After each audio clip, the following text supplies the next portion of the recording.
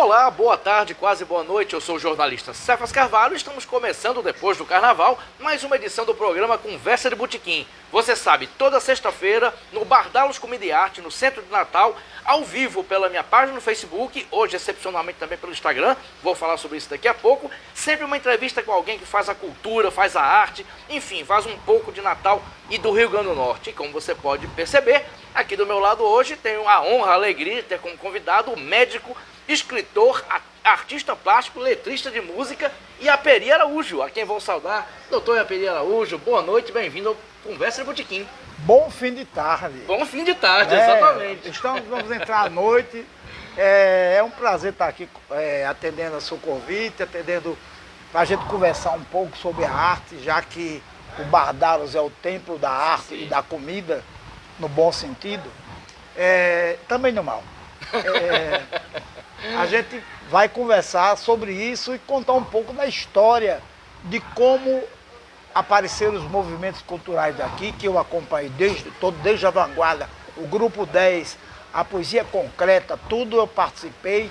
As primeiras exposições de vanguarda, o Explo Sesc e a exposição Esquema Caos, na Galeria de Arte da Praça André de Albuquerque, foram feitos por mim e Marco Silva, que era l'enfant terrible da cultura do Rio Grande do Norte. Então, cumprimento você, estou cumprimentando as pessoas que nos assistem. Se houver interação, deles poderem se... podem, sim. Pode mandar perguntas. Isso, eu já ia dizer isso. Quem está acompanhando pelo Facebook deve mandar perguntas, fazer sugestões, dar pitacos, a produção traz para cá e, na medida do possível, o doutor Aperi vai respondendo. Lembrando que o programa tem produção de Raquel Lucena, José Agro na filmagem, Ananda Carvalho como assistente de produção e o apoio logístico de Lula Belmont e Ricardo Nelson, aqui no Bardalos. E quem quiser assistir no Bardalos pode vir, pode assistir também com o bar em funcionamento. Bar em funcionamento, mas é tranquilo, doutor Aperi. É tranquilo, aqui tem uma das melhores comidas de Natal, cerveja gelada para quem bebe, refrigerante, suco, enfim, pode vir no Bardalos. E lembrando ainda que a Aperi Araújo foi secretário de Natal, foi presidente da Fundação Zé Augusto, história não falta, a gente vai conversar muito, doutor Aperi. Mas a primeira curiosidade é saber como é que surgiu a medicina na sua vida. Foi uma vocação de infância, foi coisa de família, como é que Aperi, o jovem Aperi, virou médico? Em todo o livro meu, eu coloquei um ex libris, que é um lema que a pessoa escolhe. Cascudo esqueceu, eu não inspiro, eu espero, né? Enquanto eu espero, eu respiro. E eu achava bonito aquilo ali, né? E resolvi pensar, e é uma coisa meio mística, porque eu sonhei. Eu estava numa manhã, amanhecendo o dia, eu tenho a impressão que abri o olho e vi uma luz igual a essa aqui, como uma fluorescente muito próximo de mim, e era um rosto. E o rosto disse assim: o seu lema é non elege electus fuit. Eu sei latim porque eu estudei no Marista. Mas eu perguntei a padre Zé Mário, depois a padre Nunes, eles disseram que é não escolhi, fui escolhido. E eu me lembrei então como os primórdios da minha vocação. Menino de São Vicente, que era um distrito de Floranha, a brincadeira de tudo de menino, não é brincadeira de luta de índio com vara de chiqueiro de porco, com aquela ponta afiada para ferir. Subir nos pés de árvore. Criança do interior mesmo, do Seridó. Incendiava os pastos e fazia cirurgia em sapos. Abria os sapos, cortava uma lagartixa viva dentro e costurava. Para ver o efeito disso, né?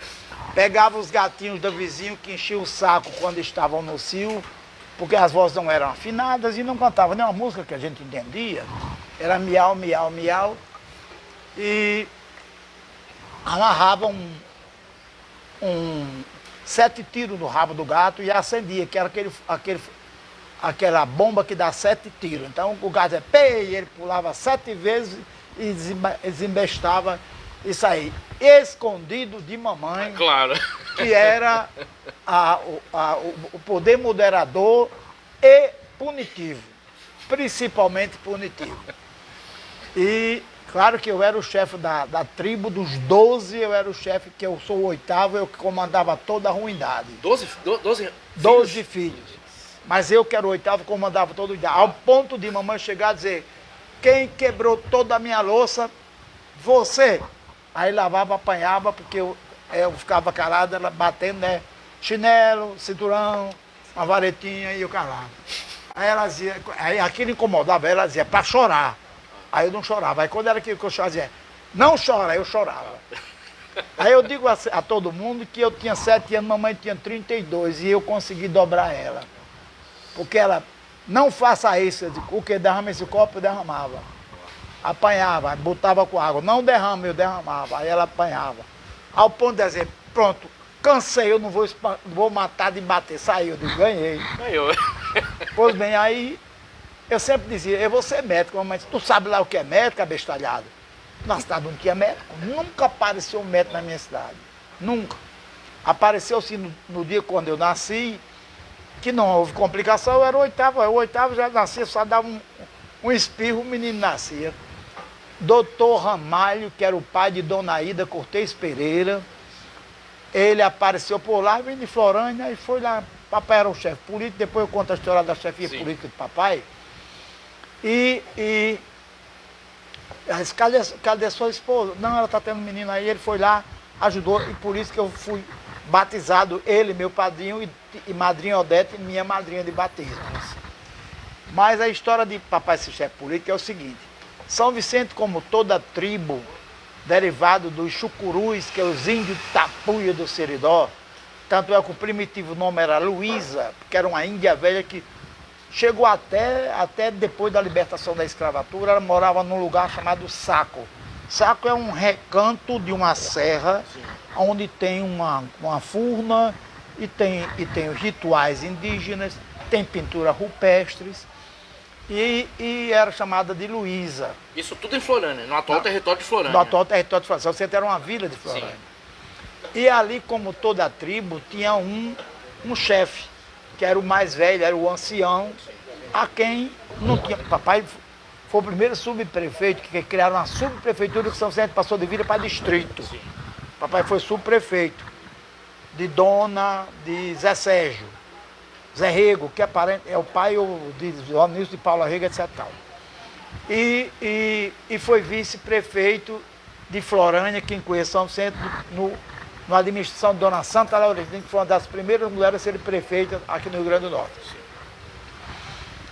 O mais velho era o seu Manuel Joaquim, ele tinha 96 anos. Então qualquer probleminha, briga, intriga, da queixa ao velho, o velho tomava uma decisão. Tinha um conselho de idosos, e quando em 35 ele ameaçou morrer, chamou os anciãos e disse, eu estou perto de morrer, e eu quero dizer que quem vai me substituir é Quincas. Papai tinha 25 anos. Foi um escândalo. Os velhos, não pode, ele é um menino. Aí, mas ele tem cabeça.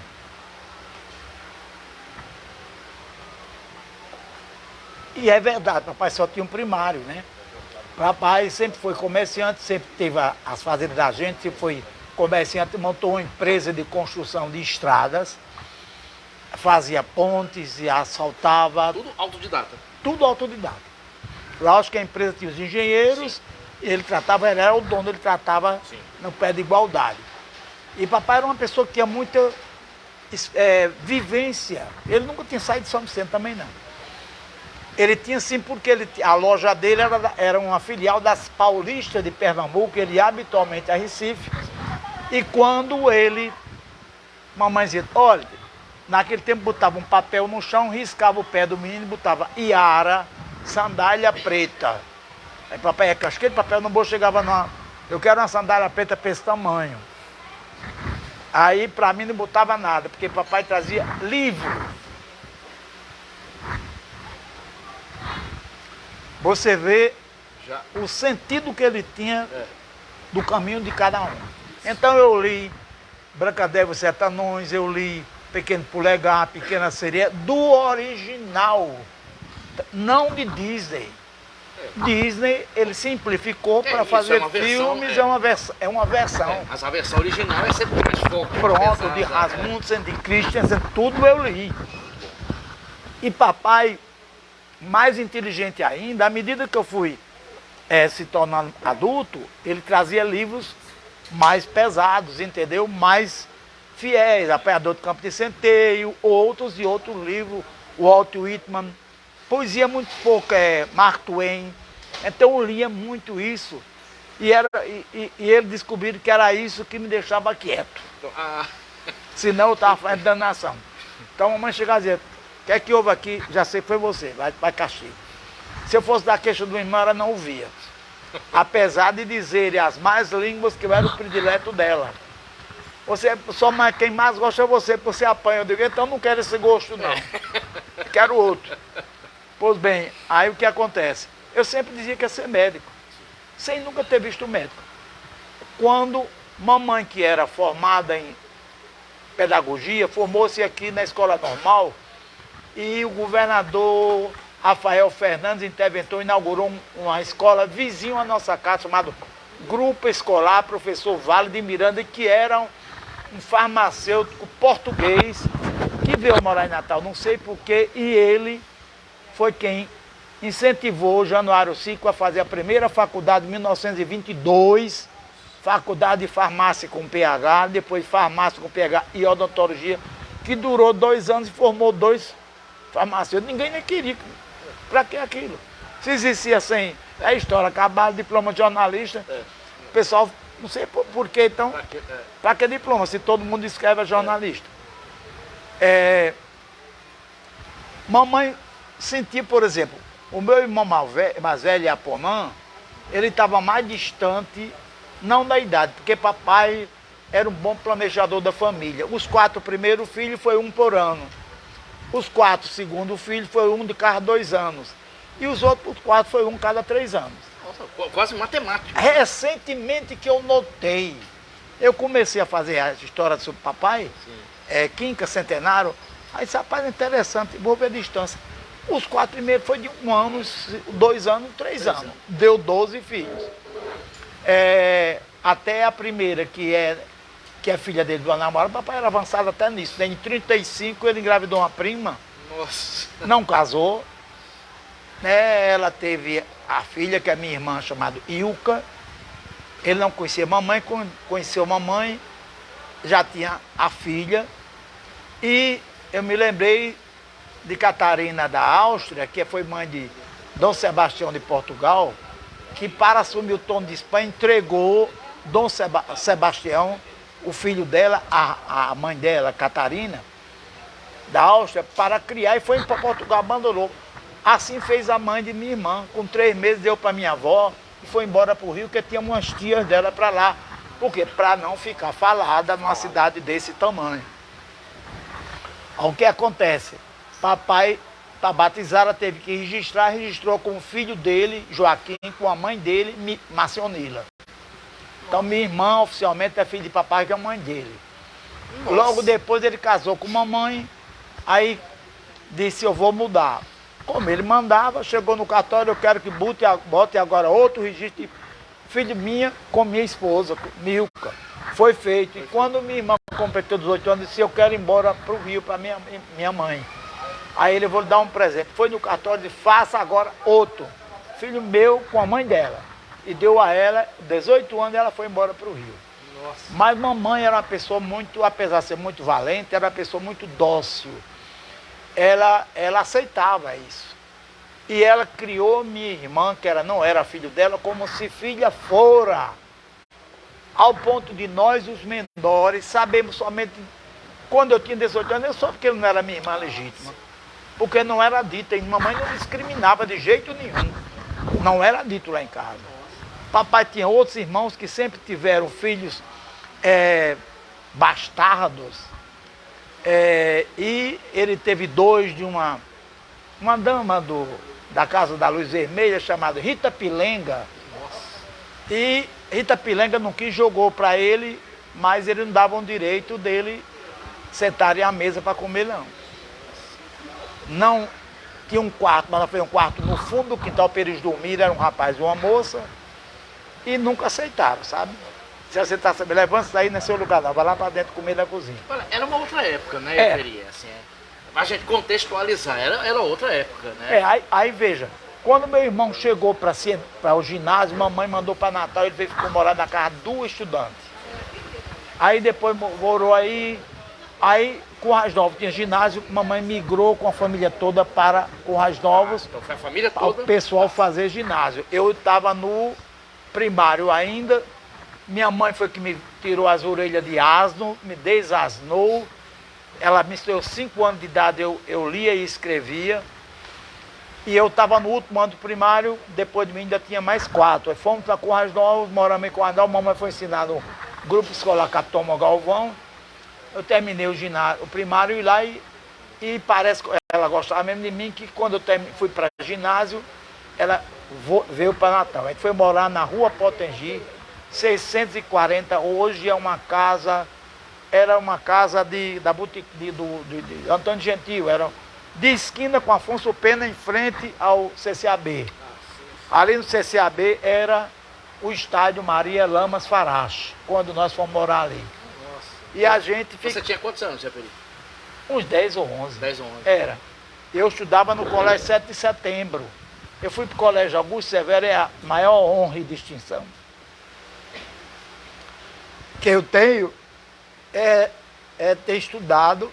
Eu tenho o diploma de primário do Grupo Escolar Augusto Severo, um dos homens mais cultos, inteligentes, em tudo, inclusive um inventor da mesmo nível de Alberto Santos Dumont.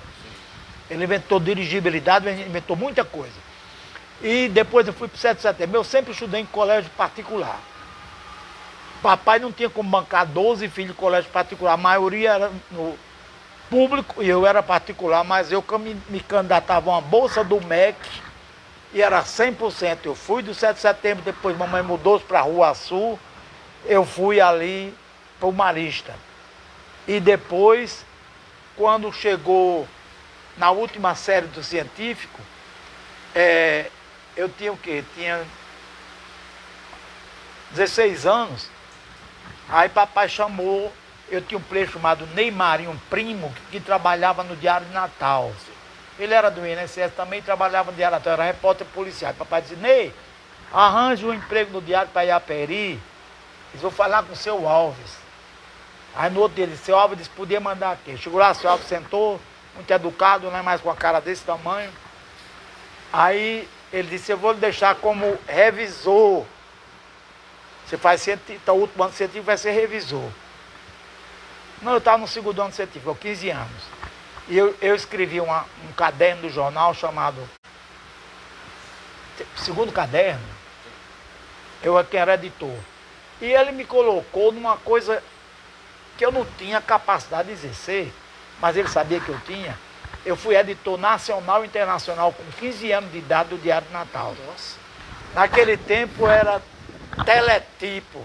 E depois ele decodificava em telegrama, vinha um resumo assim, presidente Putin, que é um verdadeiro Putin, ele diz que está analisa a proposta do presidente Lula. Eu botava Moscou, UPI, que era o United Press International. O presidente fulano de tal, eu tinha que saber o nome de tudinho, né? Fulano de tal, Putin, declarou numa reunião de imprensa que estava analisando a proposta do presidente da República do Brasil, babá. Eu fazia aquela edição. O meu editor, meu secretário do jornal era João Neto, altão, e tinha na minha frente uma figura notável chamada Leonardo Bezerra. Leonardo Bezerra sabia que eu era um cara que lia muito, e eu via ali, ele era assim, e eu ficava nesse canto, chegava tio Dorico Bezerra, uma hora dessa, sentava ali, batia um papo, eu doido para ouvir a fofoca. Eu vi Cristóvão Dantas chegar e dizia, moço, está aqui meu artigo, ele escreveu sobre economia do jornal. Recebi, eu vi Danilo, que era morava ali perto lá de casa, na rua, na Hermes da Fonseca. Não, na Prudente Moraes. A Derbal de França. Eu vi Dinarte Marista, o Dorico Bezerra, os políticos iam lá bater papo com o Leonardo. E Leonardo se preocupava muito, que o jornal dizia, Iaperi está aqui. Dava para fazer 4 jornais. Aí eu redigi todas as matérias. Aí eu aprendi a digitar com 2 dedos no diário.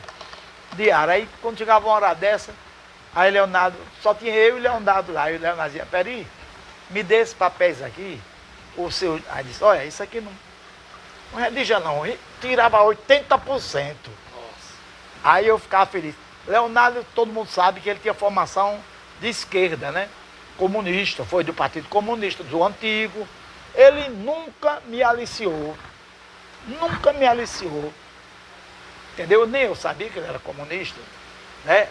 Aí, seu Alves, aconteceu um fato muito estranho no jornal, porque a revisão, antes de mim, passou uma barriga grande. Porque no jargão policial, se eu disser um larápio visitou a casa de fulano, quer dizer, roubou. Então botaram a notícia de Silvio Pedrosa. Silvio Pedrosa visita, entre aspas, o túmulo de Dissé. Seu Alves quase que assassinava todos. Eu soube porque não foi no meu tempo. Aí ele contou a minha história. Disse, Aperi, você vai ser o revisor. Que ele me botava a fazer matéria policial. E uma coisa que ninguém se lembra é o seguinte, ele era louco para ter um crime na noite de sábado, para dar manchete no Poti, que era o jornal de predileção dele. O Poti era só no domingo e sábado terminava o diário. O jornalista tem essas coisas, né? Quer que aconteça uma coisa grande. Aí ele passava e dizia, teve algum crime? Eu digo, ainda não. Aí ele disse, olha, você vai ler. Chamou o seu Januário, e a Peri, quando o jornal estiver todo composto, você roda a primeira versão para as máquinas, entrega a ele. Eu era um menino magrinho, eu tinha 50 quilos. Entrega a ele, ele vai ver tudinho e ele dizer, ok, você começa a imprimir todo o jornal. Eu disse, uma responsabilidade de lascar para um menino de 15 anos. Nossa. Mas eu fazia, né? Aí eu olhava rapidinho, uma foto, era um clichê, eu fazia assim, tá de cabeça para baixo, ele botava. Aí eu ainda mandava, agora faça uma prova e mande para saber se... Pô, às vezes quando eles iam corrigir, fazia outro erro. Então todo aquilo eu tinha que ler o jornal todinho, 6, 8 páginas, numa rapidez de 15 minutos. E nunca... por isso, eu vou contar uma coisa, o que deriva. Eu tenho um olho treinado, se eu vi ali alguma palavra errada na minha distância, eu digo, tá faltando R. Acaba o giz se lasca comigo. Quando eu tenho um letreiro, tem assim, última, UTT me amar, eu digo, eu boto logo no Facebook, bota o L. Eu fui para um congresso brasileiro em São Paulo, eu entrei conversando com o povo, me sentei na primeira fila, porque eu ia fazer a abertura, porque é uma distinção que poucos velhos do Rio Grande do Norte tiveram de fazer uma abertura do Congresso Nacional. Fiquei na parte, quando fiquei assim, eu olhei para cá, tinha assim, 13º Congresso Brasileiro de Ginecologia e Obstetrícia. Eu digo, tem uma coisa errada. Aí o rapaz estava arrumando, vem cá, tá faltando um S, ele só tem congresso. Ele disse, como é que fizeram isso? Dezenas viu e nunca doutor. Aí eu contei, é porque meu olho é treinado para erros. Entendeu? Eu passei 2 anos fazendo revisão do diário de Natal. E Aperi, só um instantinho, já tem gente comentando, perguntando. Muito bem. A gente volta aqui, mas vamos celebrar aqui as pessoas. É água, né? Volta. Cláudio Wagner, dando boa noite. Cláudio Wagner, da SPVA, poeta, sempre presente. Boa noite, Cláudio. Laura Nunes, enfermeira. Boa noite também. Medicina, boa tarde. Boa tarde, boa noite. Não. Flávio José Oliveira. E chegando gente aqui. Flávio. Vou gente celebrar. Boa. Flávio, gente boa, ex-prefeito de Florânia. Florânia, de Florânia. Boa tarde, encontro de milhões. Valeu, Flávio. Aurílio Santos, boa tarde. Quando eu vou estar aí? Calma que, como diz o Eclesiastes, há um tempo para tudo. Vanessa Mendes, Vanessa que fez aniversário. Opa. Beijão. Feliz aniversário, Vanessa. Mesmo atrasado. Boa noite, doutor Iaperi. Chique e elegante. Olha aí. Obrigado. Olha, acompanha a relatora. Flávio sabe que uma vez eu disse a ele que a primeira identidade que eu fiz tinha natural de Florânia. Porque São Vicente não tinha cartório, papai registrava lá. Então, como era município de Florânia, Quando eu fui, e era com Y, né? Quando eu fui para a universidade, eu fui tirar uma nova via da carteira, tiraram o Y, botaram o I e botaram, eu mandei pegar uma certidão de nascimento, o cara tirou o Y e botou o natural de São Vicente. Aí Florânia saiu da minha vida, mas eu conto tudo dizendo, nasci no município de Florânia, na cidade de São Vicente. Isso, certíssimo. E lembrando que vocês podem fazer perguntas para o doutor Yaperi, viu? Pode. Ele vai respondendo. E a gente... Quase todas eu respondo. Pronto, então vamos As fazer... inconvenientes, jamais. Perfeito. Aos poucos eu vou registrando quem está aqui. Doutor Geraldo Ferreira, presidente do CIMED, Do Sindicato CIMED. dos Médicos, está aqui. Grande abraço, muito obrigado. Maria do Carmo, pedagoga, está aqui. Aline Juliette, advogada e suplente vereadora. Carlos Eduardo Fernandes Amorim, empresário. Muita gente bacana aqui. Aos pouquinhos eu vou dizendo o nome de um por um. Vamos continuar com a linha temporal, doutor Yaperi. Como é que de ser enfant terrible do Diário de Natal acabou na medicina e não no jornalismo? Não, Vamos lá. eu já fazia, eu tinha uma jornada triplo ou quádrupla. Eu estudava, eu trabalhava no Diário de manhã, eu fazia à tarde o cursinho de professor Joel Dantas, um grande sábio e cientista do Rio Grande do Norte. Sim. Ele quem descobriu o urânio, a xelita. Nossa. O mapeamento dele, eu tenho um esposo de uma prima minha, que ele trabalhou na Vale do Rio Doce, diz que a Vale tem todo o mapa dele e sabe, vai lá e encontra o minério, que já é em 1940 e outros já tinha dito. Não sabia dessa história. Pois é, um Não grande conhecia. cientista. E fazia o cursinho dele. E Joel tinha uma coisinha, você vai passar, você vai. Eu era o primeiro, em medicina. O restante vão fazer só para constar. E eu passei no primeiro vestibular que eu fiz, eram 25 vagas, eu fui o 24º lugar. Nossa. Eu quase estava desistindo, aí disseram o 24º, Yaperi, pronto, aí a gente foi, e vou dizer, a gente estava antes da rebordosa, pré-rebordosa, tá? A direita estava já agitada fazendo a marcha dos 100 mil, por conta de Brizola e de João Goulart, né? E no dia 9 de março esteve aqui, eu passei no vestibular, teve aqui o ministro da Educação chamado Júlio Sambaqui e Vivaldo Costa, que era, naquela época, a gente sempre foi de esquerda quando era estudante, sabe? Ele era o presidente do diretório, foi pedir ao ministro para autorizar a dobrar o número de vagas. Aí o ministro mandou matricular mais 34 estudantes e mesmo ter sido reprovado numa matéria. Mas em junho tiveram que fazer o vestibular. Eu tirei 10 em redação. Culpa de quem? Do Diário de Natal. Eu e Cinedino, os únicos que tiramos 10. Cinedino, o sobrinho daquele Cinedino do Diário, sim, que é médico. E a gente, no dia 9, o ministro inaugurou a reforma da Faculdade de Medicina, cuja planta foi feita pelo ortopedista Eudes Calda Moura. Doutor Eudes era dublê de ortopedista e arquiteto. Nossa. Mas era um arquiteto moderno, porque ele tinha uma sexualidade assim muito ativa.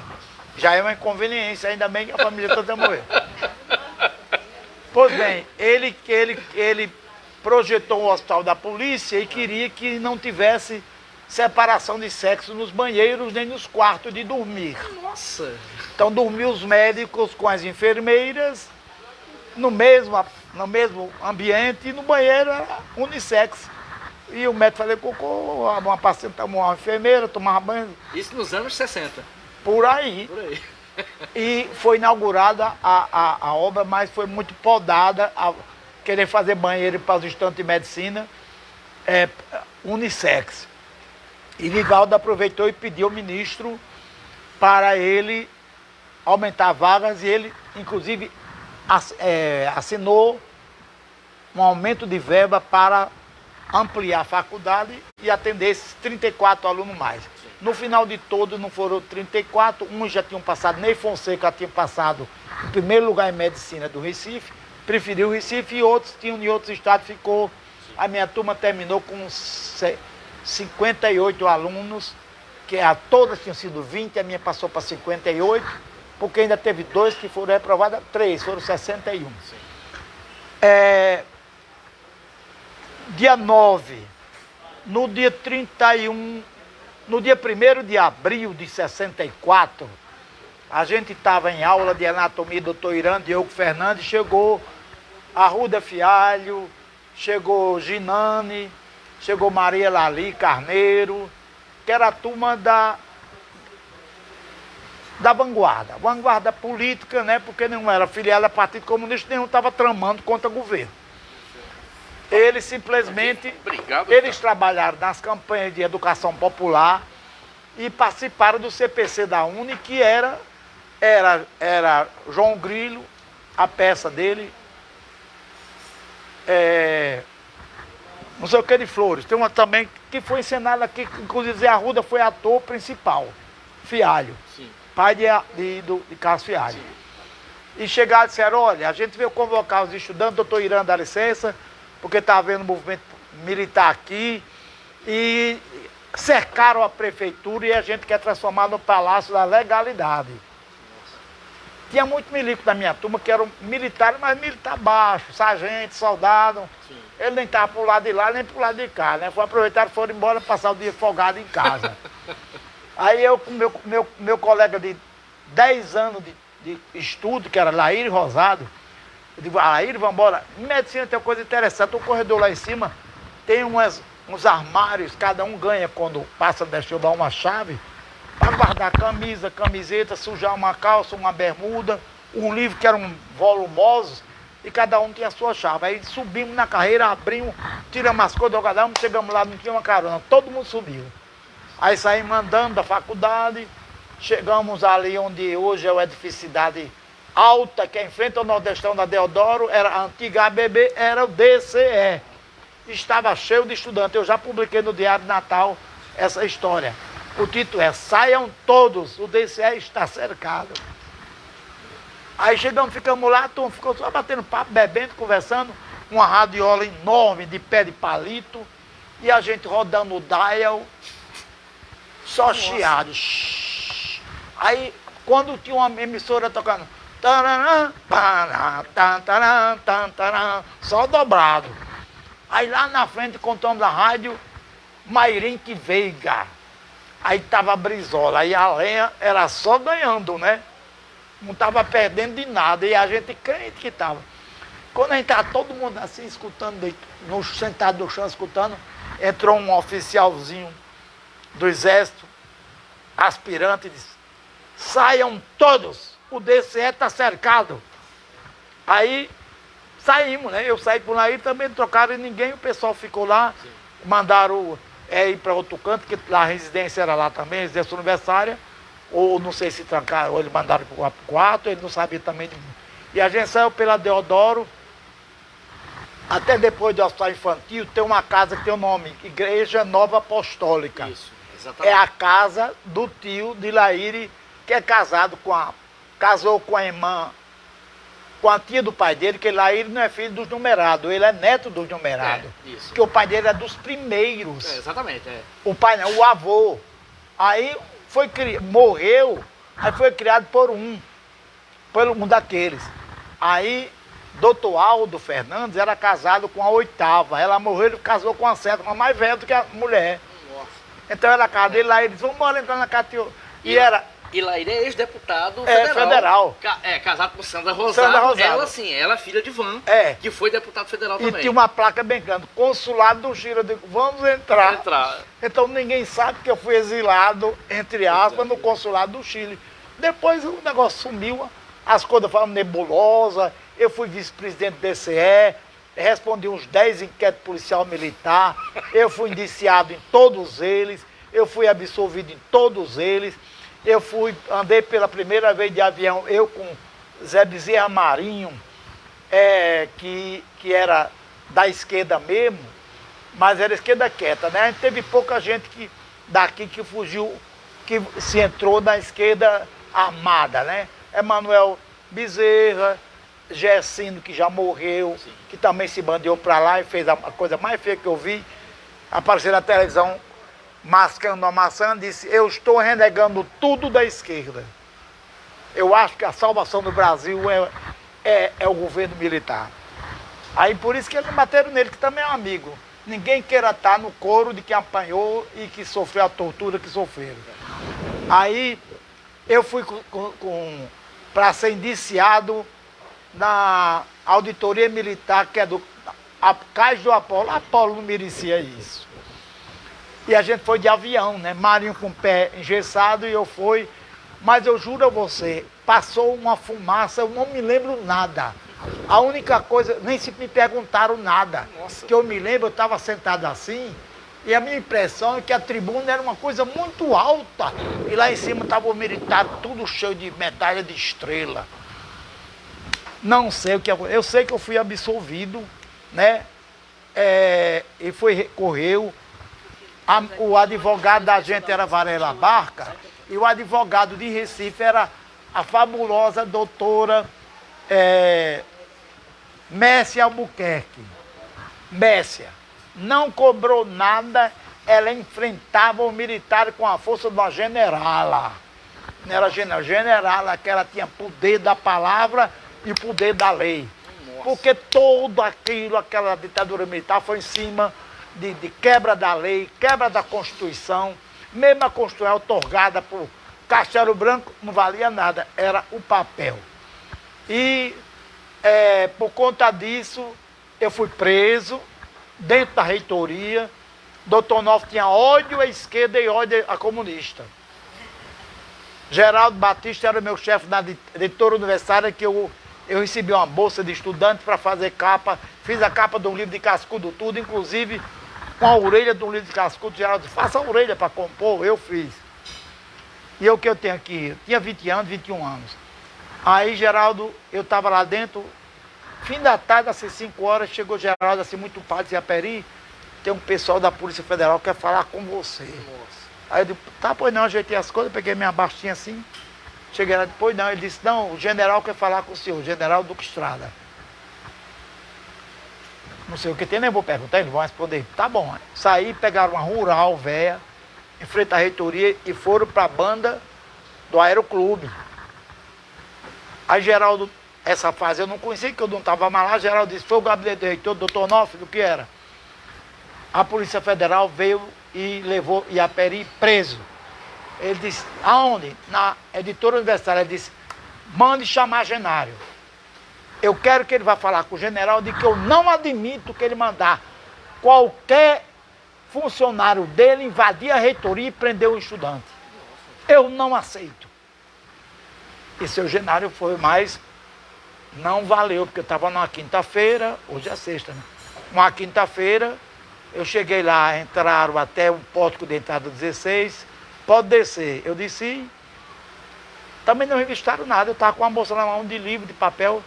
Aí, esse aqui é o rapaz, o tenente disse, pode ir para frente. Eu fui, andei, vamos embora por aqui. Eu fui andar, né, escutei, prá! Era uma patrulha armada de metralhadora atrás de mim, bem uns 12. Nossa. E eu na frente, né? Frei Miguelinho indo se arcabuzado no campo da pólvora de Salvador. Aí eu fui andando, aí, dobrava aqui, por aqui, por aqui, por aqui. Já estava quase na via costeira e tinha um corredor com o nome Cela. Abriram a porta, pode entrar. Fecharam a porta e foram embora. E mais nada. Passou sexta, sábado, domingo, segunda-feira. Ainda bem que as notícias que de fora eram os oficiais que todos tinham sido colega meu de científico, que eram do NPOR. A comida era de praça, o banheiro era ali. Quem estava no mesmo pavilhão que eu estava era João Bosco, irmão daquele menino que foi treinador. De futebol? Hein? Treinador de futebol? Sim. Ferdinando Teixeira? Teixeira, João Bosco Teixeira estava numa cela lá, mas ninguém nem sabia que estava. E o banheiro era no fim do corredor. Nossa. Aí, ninguém da minha família sabia. Depois Geraldo passou e contou que eu estava preso. Como a gente é parente de Dinato, quando vinha para Natal, ficava quase em frente lá em casa na Rua Sul, que era Cardealdo Medeiros. Papai foi lá, papai sempre ia conversar com ele, porque era a política do lado dele, né? Aí disse a ele, Dinato pegou o telefone e ligou logo para Golbery. E disse, Foi lá em cima logo. vocês não prendam parente meu, que você sabe que eu não gosto. Já tem uma história boa dele, que uma vez ele contou que estava no gabinete do Senado, ele era secretário, ligaram para ele, da Polícia Federal, e disse, Dinarte, nós prendemos um traficante de cocaína aqui em Brasília, e ele disse que é primo seu, que é parente seu, que é de Caicó. Não, que é parente seu, o nome dele é fulano. Aí ele viu que tinha o sobrenome do cara. Ele disse, homem, pelo amor de Deus, é primo da minha mulher, Diva.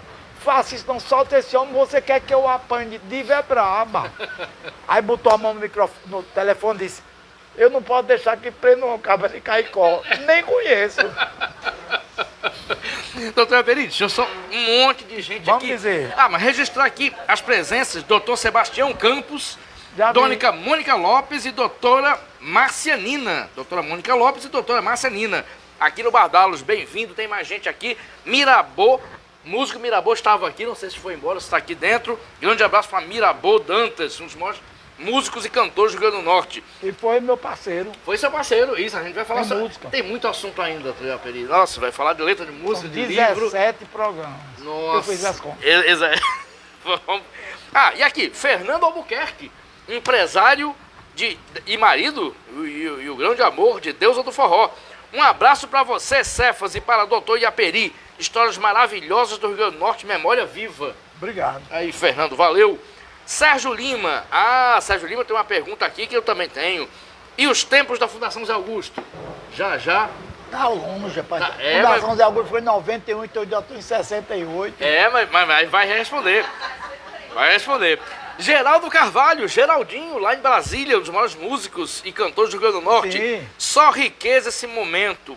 Não, só riqueza, esse maravilhoso papo. Valeu, Geraldinho.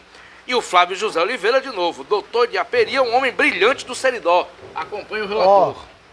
Quando eu fui diretor do teatro, Sim, do Teatro Alberto Maranhão. é porque o Isso. primeiro trabalho público foi da Secretaria de Saúde, que eu fui subsecretário com 23 anos de idade. Eu queria também saber isso, como foi esse processo.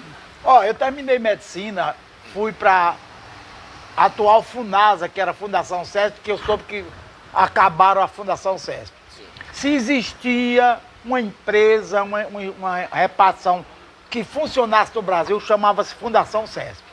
Primeiro, eu fui habilitado para ocupar a unidade de Coais Novos, passei numa entrevista, num programa do currículo e fiz um treinamento de 40 dias lá dentro da FUNASA.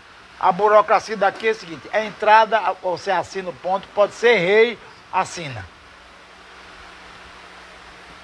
O processo começa dessa forma, assim o pagamento é isso, a licitação é isso, 40 dias estudando.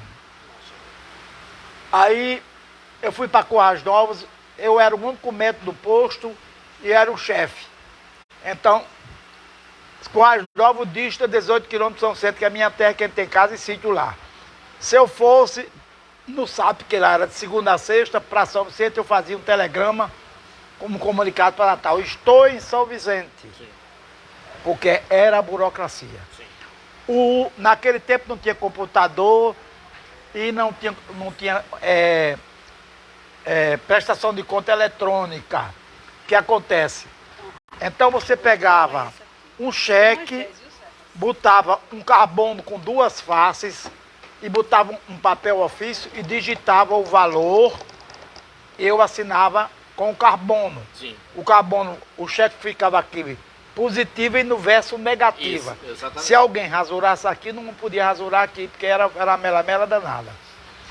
E tudo funcionava bem. Periodicamente, para ninguém saber quando, vinha alguém de Natal para lá. Ou era uma enfermeira que fiscalizava a administração também, ou era um médico que ia lá também e dizia, bom dia, eu vim aqui fazer a visita de supervisão. Eu quero falar com o secretário da Finanças, tá aí.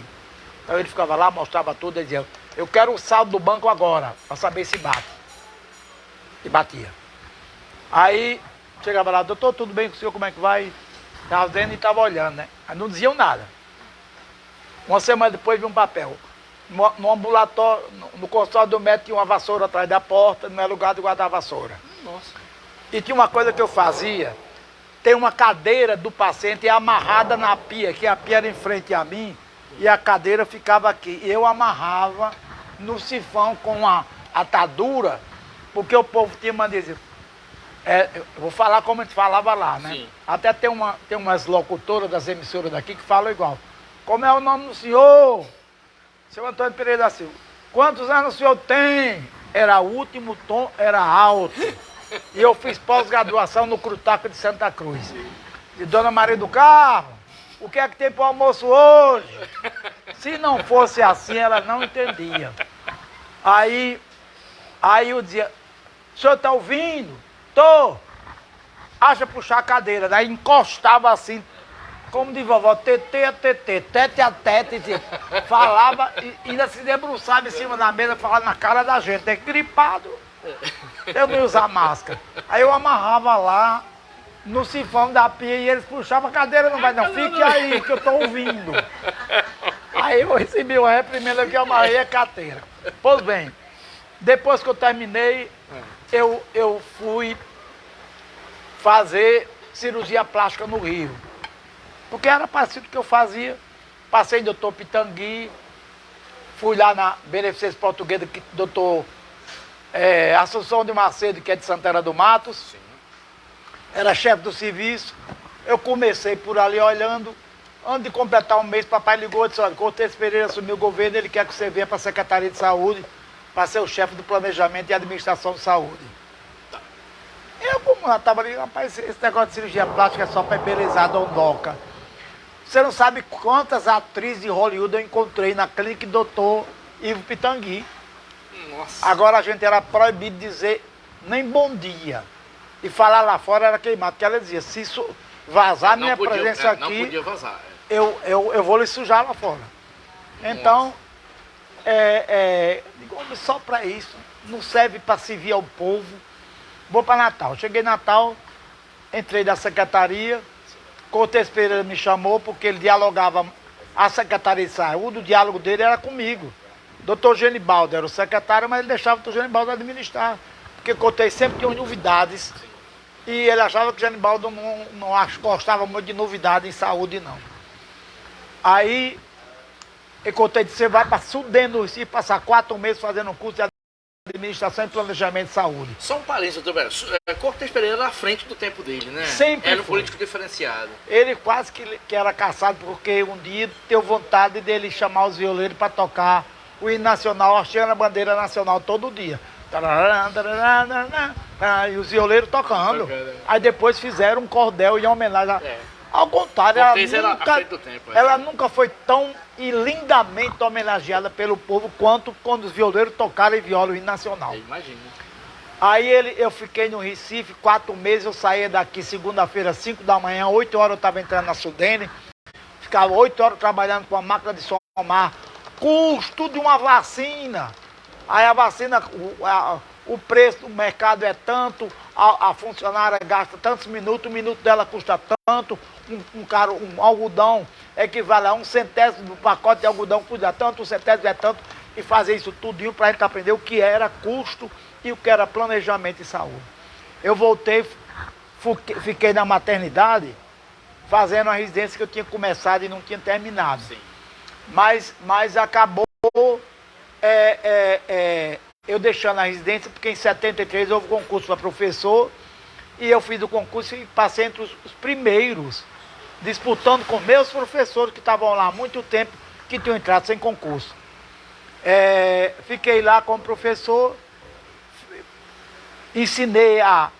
formei mais de 5.800 médicos, ensinei a quase, da turma 10 à turma 90, 80 turmas de médicos. Passei lá 42 anos como professor, 7 meses e 19 dias. E quando eu terminei o meu departamento, que era o único professor que tinha passado 42 anos, eu ultrapassei todos os limites. O limite de 30 anos, ultrapassei e não saí.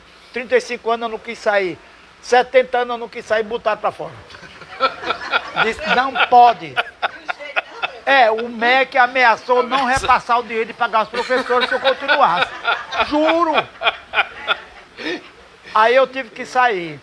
O meu departamento, porque eu sempre, mesmo eu tendo ocupado a presidência da Fundação Zé Augusto, quando era Secretaria Municipal de Cultura, a direção do teatro, eu sempre continuei dando aula, sem receber nada da universidade. Porque eu estava à disposição do governo e eu exigi. Aquele Murilo Henschel, ministro, eu tenho um documento dele autorizando ficar à disposição sem ônus para a universidade. Sim. E eu fiquei, pois bem, aí os professores de lá disseram... Já estão lhe chamando. Não, mas é lá de casa. Um minutinho. Ainda tá aqui, ainda vai durar um tempinho. Tchau. Um tempão. Ricardo Nelson, meu por irmão. favor. Sim, fica à vontade. Aí veja. O departamento se reuniu e resolveu me indicar para receber o título de professor emérito, que não ganha mais do que os 8 mil que eu ganho depois de 42 anos. Eu sou uma bosta, ganha menos do que um motorista do Senado, que ganhava 3 anos atrás, ou 6, 19 mil. E no governo de Sarney, presidente do Senado, os acionistas do elevador pediram a ele para equiparar o salário com o motorista, porque o acionista era motorista de elevador. Então eles ganham hoje como motorista do Senado. Nossa. E vou te contar, não sei por que os professores estão satisfeitos. Porque se eu mostrar um contra-cheque meu de 10 anos atrás, é a mesma coisa. Eu não tive aumento, uma vez foi dado aumento, o maior aumento que eu tive foi R$190. E a gente está quieto. É absurdo isso. E vou lhe contar o pior. Os professores que eu formei e que são professores da universidade... Seu irmão de novo. É. Pode atender, fica à vontade. Alô? Tem não. Tem, pode ser. Tem, Geraldo me deixa. Tchau. Manda um abraço pra Tá, ele. vai dormir. Manda Um abraço. pra ele. Tô mandando um abraço pra você. Um abraço. É. Deixa eu aproveitar essa interrupção Diga. familiar para celebrar aqui que Eduardo Campos, diretor do Colégio Sagrada Família, está aqui. Muito bem. Bem-vindo, Eduardo. E aqui, é só para registrar aqui, Fernando Albuquerque, que está acompanhando com atenção. Diga aí a Peri que eu assistia muito com minha mãe um programa na TVU, onde ele respondia Consultório médico. onde ele respondia aos telespectadores Ali. sobre saúde da mulher. Exatamente. Um programa instrutivo desde aquela época. E Edson Soares. Sim, Olha aí, Edson. falamos dele. Um abraço para a Peri e para a Cefas. Valeu, Edson. E olha aqui bem. o programa. Até isso tem. Programa Que eu na TVU. não tinha lembrado. Aí ele lembrou. Pois o departamento me sugeriu e um professor do centro de saúde me chamou. Se aí tira o seu processo. Eu não botei processo, não. Como é que eu ia exigir um título de professor emérito? Teve professores da medicina que nem deram aula, porque quando foi criada, eles foram indicados, eles tinham 70 anos, caiu na compulsória, mas receberam o título de professor emérito. Nossa. Aí ele disse, então fale com a professora que indicou, porque vai para o campus e o campus tem ódio à medicina e vai ser negado o título. Negaram a Diógenes, que foi reitor, foi presidente do Conselho de Reitores da América Latina e do Caribe, e negaram a ele o título de professor emérito. Simples inveja. Não digo outra coisa, a não ser inveja. Inveja de eu ter escrito um livro aqui, tudo é. Se eu não escrever isso aqui, ia ficar doido, ia caber na minha cabeça. Não, eu tenho que botar para fora. A gente vai falar sobre isso também, sobre os livros. E é verdade. Vai falar sobre Fundação Zé Augusto também. Pronto. Tem tanta coisa para falar, Zé Peri, eu estou aqui perdido aqui. Agora eu me perdi, não. Não, vamos voltar. Se aí eu passei 42 anos, um médico, eu não vou dizer o nome da médica, porque é para dizer sala dela, não digo. Eu me encontrei uma médica que foi minha aluna, ela fez concurso para médico da universidade, passou, ela se aposentou com 25 anos de serviço público, quando ela entrou já tinha 20 anos de professor. O salário dela é 18 mil reais, porque é de médica. O professor que tem que ser médico, porque eu só posso ensinar qualquer coisa em medicina atendendo um paciente e o aluno vende e eu pergunto a você, o que é que você acha? Qual exame que você pede? Vamos examinar. Eu examino, você examina. Às vezes é meio pesado, porque você imagina fazer um exame de próstata de um velhinho, 8 alunos, tem uns que os dedos eram uma coisa assim, fantasmagórica. Da grossura do meu dedão do pé. E os pobres que eram tão estoicos, sofrimento, que corriam 4 lágrimas pelos olhos.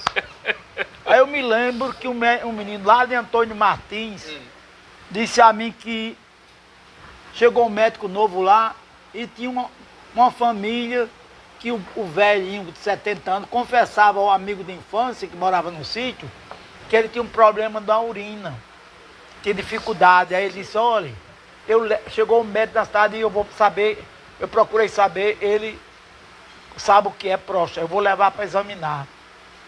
Aí o velho, tá certo, foi muito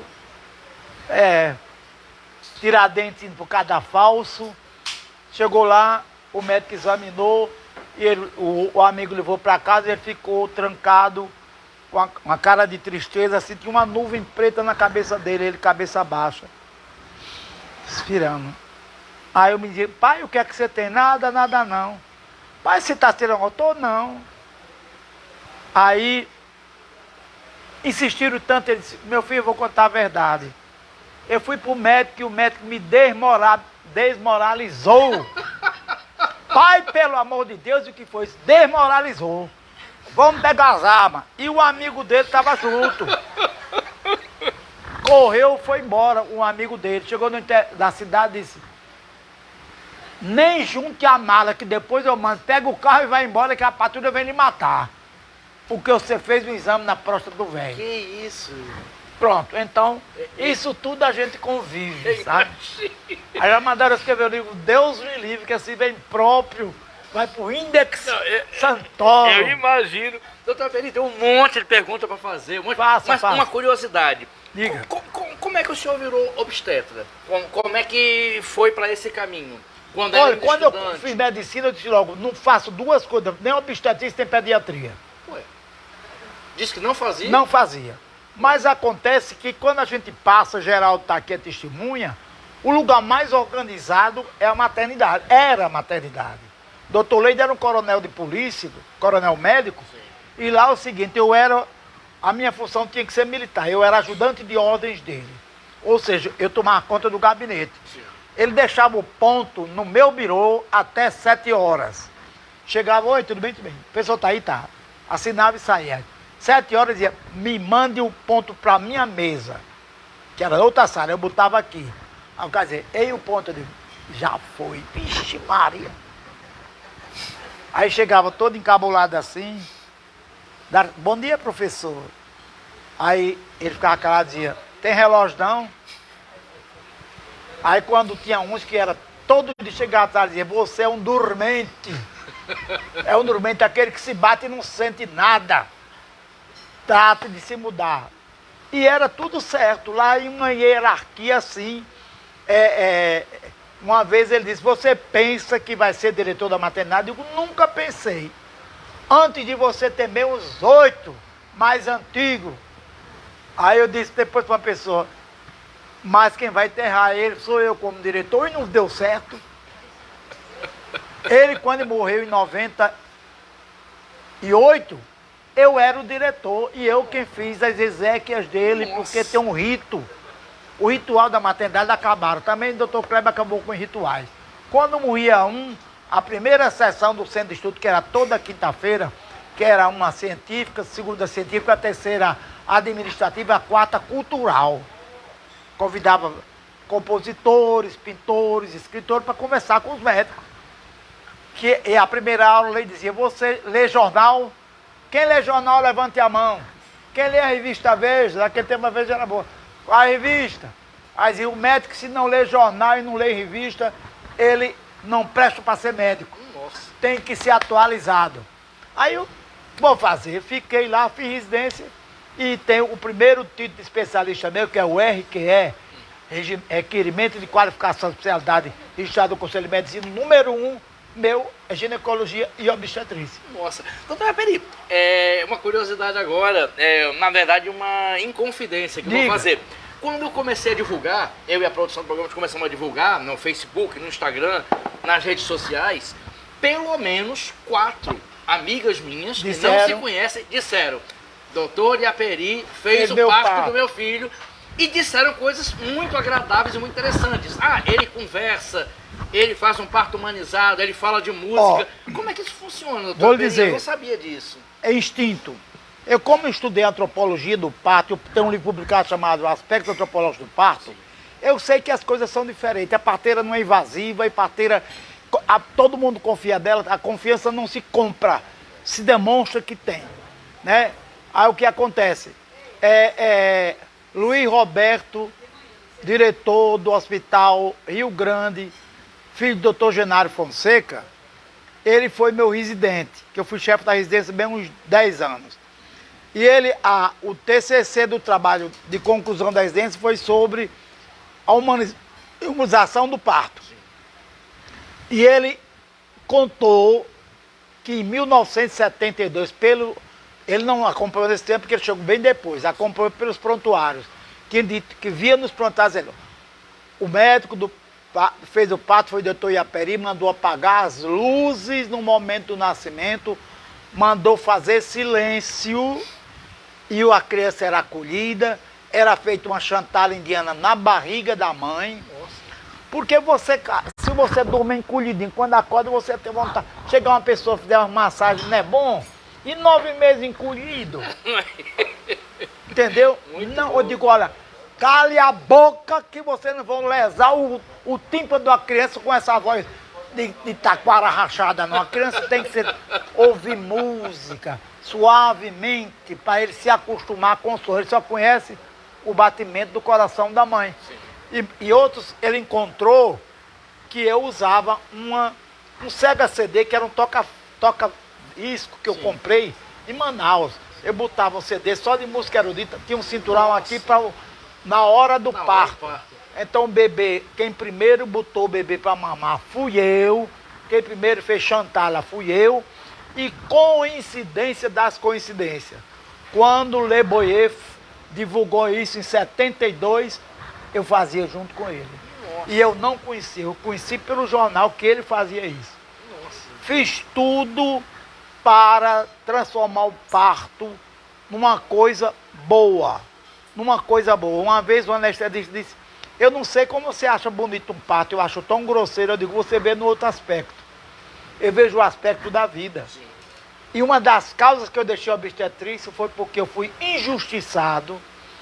E eu não posso dizer detalhe porque está em segredo de justiça, por uma paciente que eu fiz tudo o que ela quis. Tudo. Eu quero ficar de 4. Eu estava no hospital privado. Sim. Em cima da cama, pode ficar. Ela ficou lá de 4 pés. Eu quero ficar de cócoras. Pode ficar. Ficou de cócoras. Eu quero comer a placenta. Tome aqui. Eu devia ter filmado, não filmei. Botei no saco daquele que tira a peça, que é esterilizado, botei, tome. Ela ficou com ele na mão assim, enquanto eu limpava para terminar. Talvez a única coisa que ela disse, que eu contarei, que está me condenando a danos morais, porque assim, eu não quero episiotomia. Só que eu, como um cara experiente, com a vivência que eu tinha em antropologia, eu sei o que é o certo. Eu não posso fazer o que é errado. Eu estaria negando a minha origem e meu conhecimento, né? Eu defendia tanto o parto normal, que quando eu chegava num congresso, dizia, lá vem os 3 patetas, doutor Iaperi e doutor Galba Araújo, que é o nome da maternidade maior de Fortaleza, e doutor... O alemão está me visitando de vez em quando. Não, sua memória está é o do Rio Grande do Sul, que ele trabalhou com os índios. E ele escreveu muito sobre o parto dos índios, doutor Galba escreveu sobre o parto, que ele tinha uma maternidade em vizinha Fortaleza, onde só fazia o parto, era parteira. E no consultório do médico tinha uma benzedeira, não quer o médico não, então vai para a benzedeira benzia. E ela disse, eu quero comer a placenta, eu dei. Eu fui ultrajado, eu fui maltratado, eu levei um chute na cara que ela me deu e eu não fiz nada. Eu não quis reparação porque eu sou médico porque eu quis. Eu sou espancado porque é o que sobrou para mim. É o que sobrou para mim. Entendeu? Infelizmente, ainda bem que eu tive esse derrame na época da juíza e foi adiado para junho. Mas eu divulguei porque eu fiquei tão traumatizado com aquilo, uma pessoa comer placenta. Ela pegou, juro a você, eu dei o bebê a ela, disse, eu quero meu filho que não é seu não. Eu digo, não é meu não, eu não disse. Ela pegou, limpou a criança com a língua. Eu me lembro quando eu era pequeno, tinha um filme no Nordeste, Viagem ao País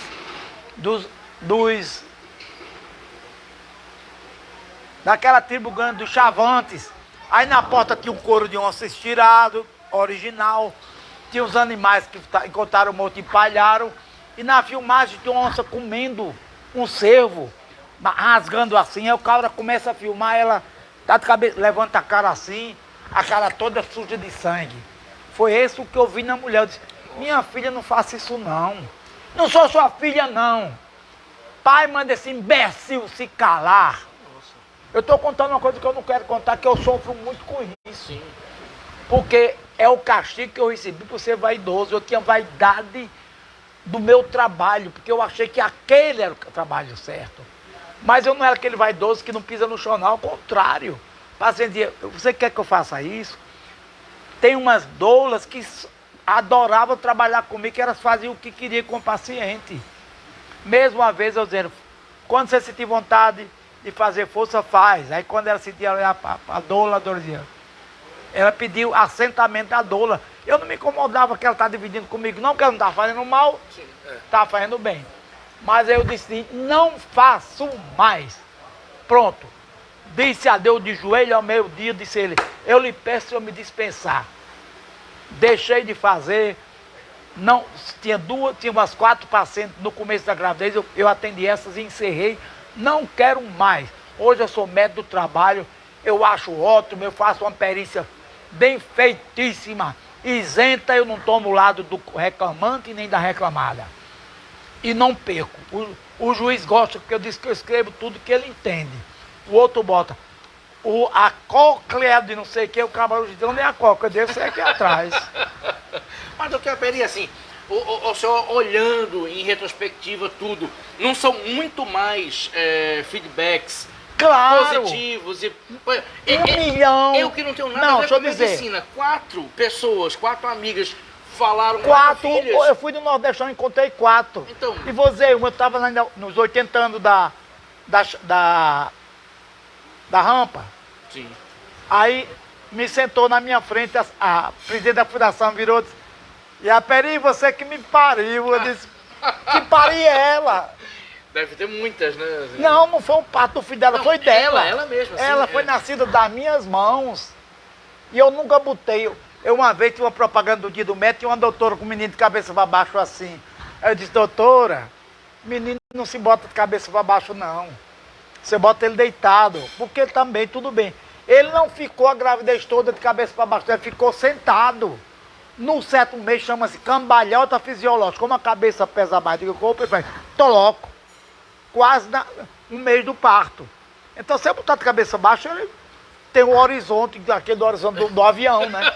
Você tem que botar de lado e a senhora tem que massagear, conversar suave com ele, entendeu? Aí a paciente limpou a criança com a língua, lambeu a criança, pediu a placenta, eu não contestei, só que eu fiquei muito sentido pelo tratamento a mim, que eu acabei levando um chute na cara. Aí eu botei, e vou contar a vocês 2 dias depois, um fato que causou que eu estou muito sentido. No hospital, que eu não digo o nome, uma paciente que eu não digo o nome, aconteceu isso, aí ela revelou, foi comigo, e ele é um mentiroso, ele não deixou eu ficar da posição que eu quis. 5, 8 anos depois, eu fui ver o processo, tinha um relatório da enfermagem que ela expulsou da sala a enfermeira, a técnica de enfermagem, o anestesista, chamou o anestesista F da P.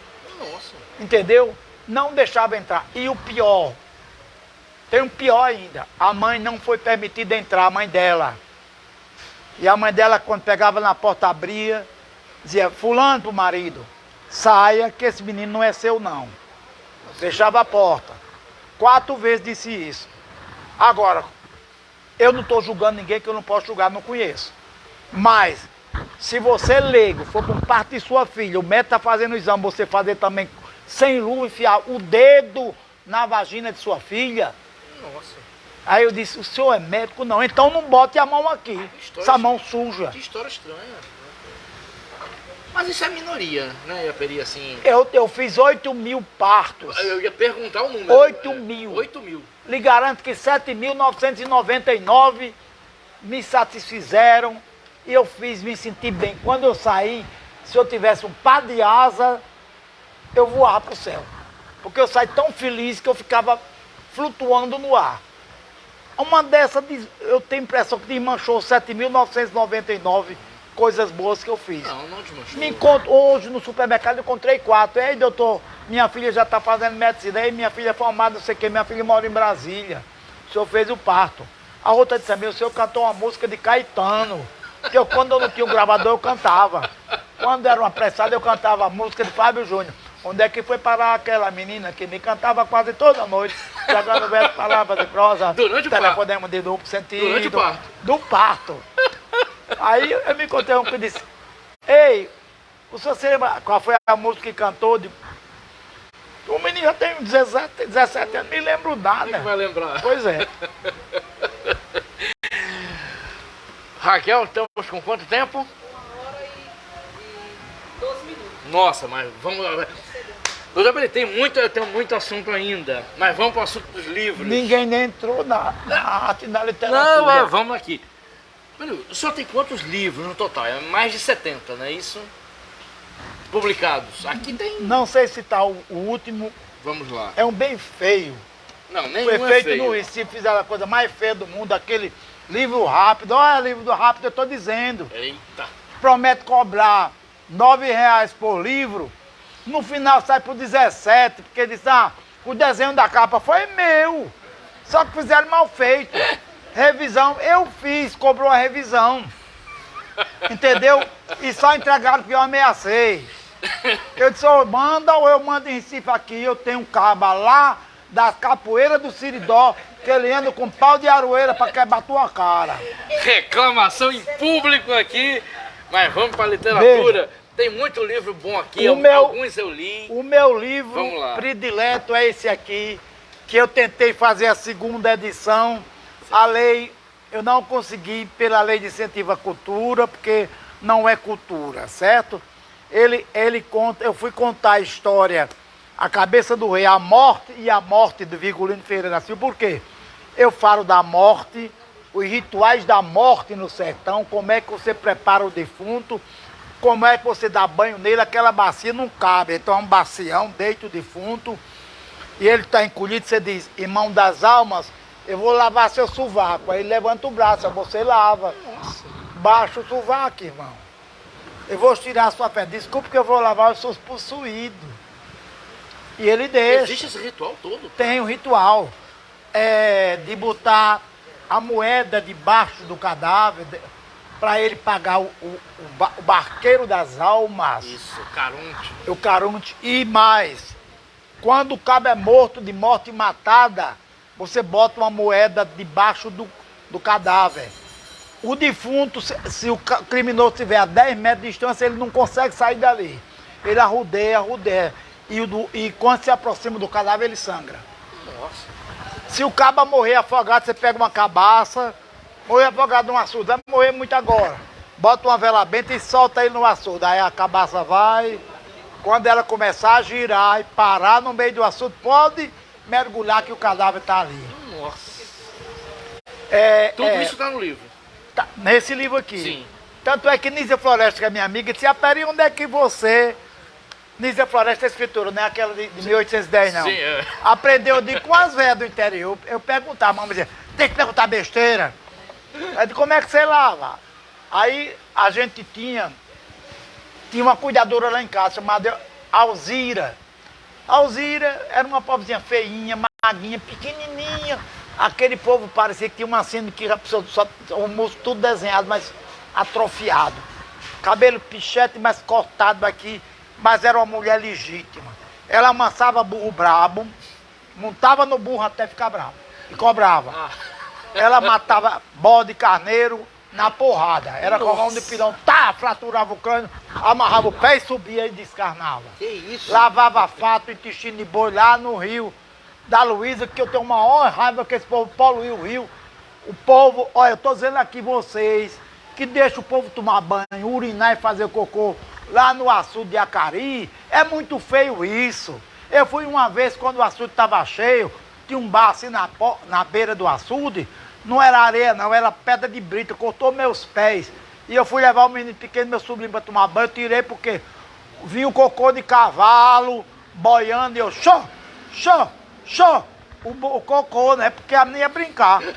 Aí o povo lavando os cavalos na água de beber, gente. Lavando cavalo, lavando vaca. Ela faz cocô e urina ali mesmo.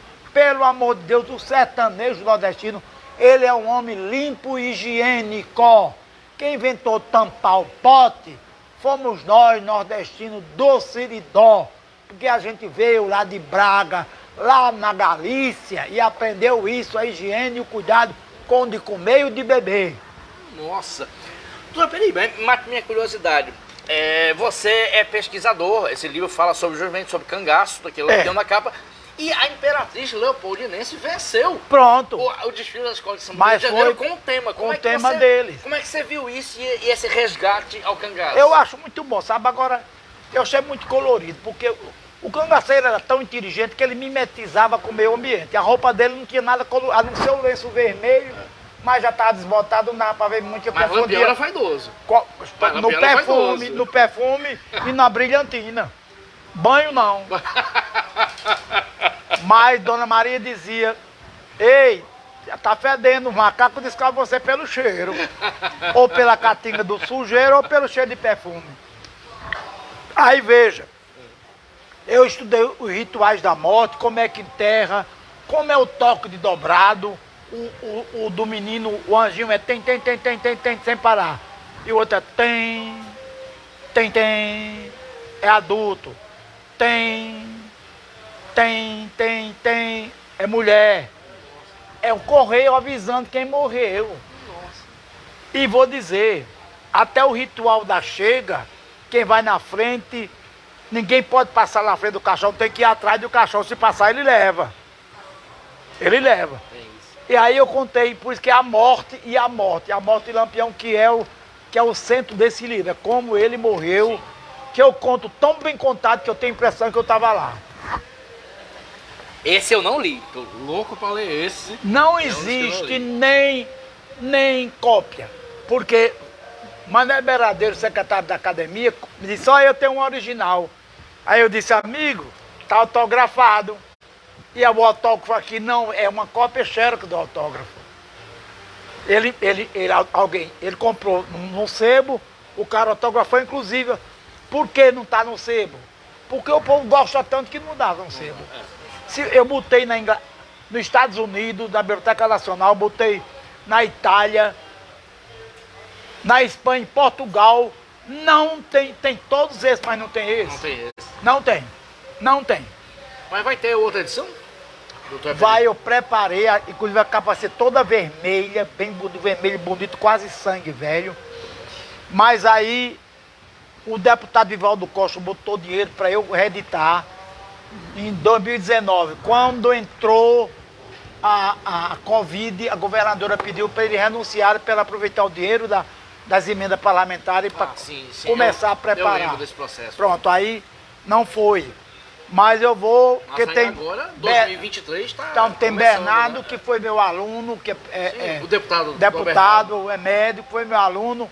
E eu disse que eu ia lá para ele pedir, que também não custa muito, não custa porque eu vou ter que mandar recuperar as fotos. Isso, As fotos já é xerox das xerox, entendeu? E tem uma cronologia de tudo que acontece. Sim. Eu estou escrevendo um que eu não vou terminar nunca, o povo não para de morrer.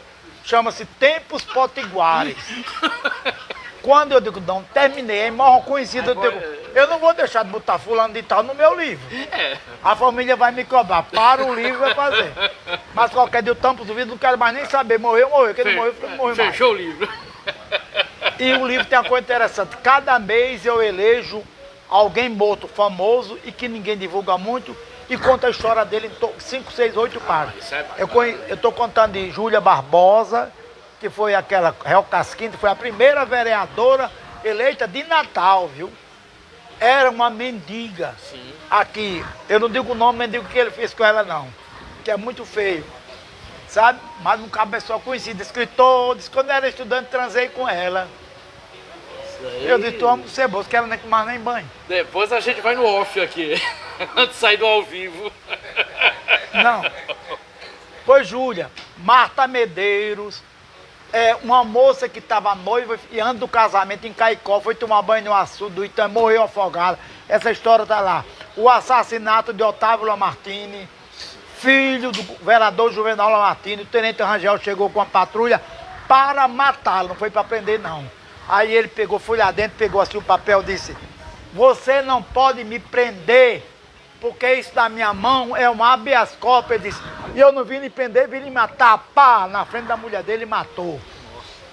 E era um homem, além de altamente inteligente, conhecia a agricultura, como Oswaldo Lamartine, o tio dele. Conhecia a agricultura, conhecia o que o Nordeste era o primeiro chefe da Estação Experimental do Algodão Mocó de Cruzeta, ele foi. Essa história eu conto no livro. Eu conto a história de Dícia Floresta, algumas coisas que eu sei que não tinha, que ninguém sabe ainda.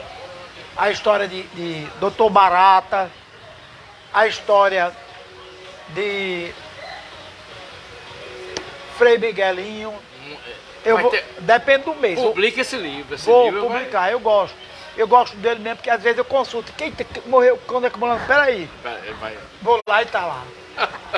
Doutor Peri, entre muitas outras coisas ainda para falar. 77 livros eu já publiquei, já escrevi os 100. Que coisa Estou com medo de publicar 100, que eu vou ter que viver 100. Não tenha medo de publicar não. Doutor Peri, e a experiência de presidir a Fundação Zé Augusto, como é que foi? Olha, foi muito boa, apesar de, na época,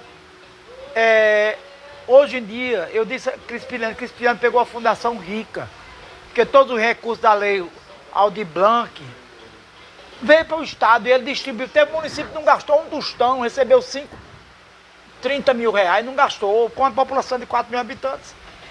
Mas ele teve muito dinheiro para executar. Eu que não tive a felicidade de ter aprovado nenhum projeto, certo? Eu até o último eu digo, não, esse eu vou lutar, porque é o projeto Glória Oliveira.